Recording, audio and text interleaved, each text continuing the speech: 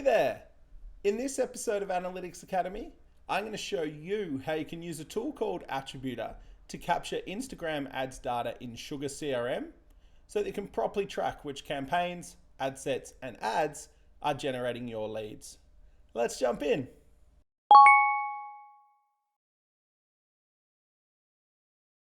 Attributor is a small bit of code you add to your website. When a visitor lands on your site, it detects where they came from and saves the data in a cookie. Then when they complete a form on your website, it writes the data into hidden fields in the form, and the data is captured by your form tool and can be sent to your CRM and other tools. Finally, you can use this data to run reports that show things like how many leads you got from your Instagram ads, how many customers you got from each of your campaigns, or how much revenue you got from each ad you're running. Now that you understand how it works, let's see how easy it is to set up. When you sign up for a free trial, you'll get given a bit of code to add to your website.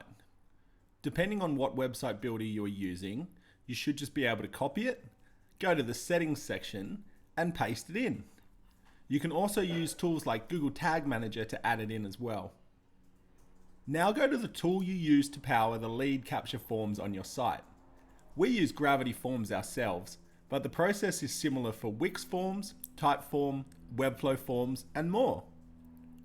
Start by dragging and dropping 6 hidden fields to the bottom of your form.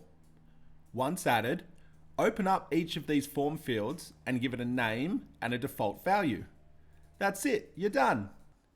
Now when someone completes a form on your website, Attributor will write information on where they came from into these hidden fields, and it will be captured by your form tool. You can then send it into Sugar CRM, store it in a spreadsheet, see it in your email notifications, whatever else you need. To learn more and start a free trial, visit attributor.io today.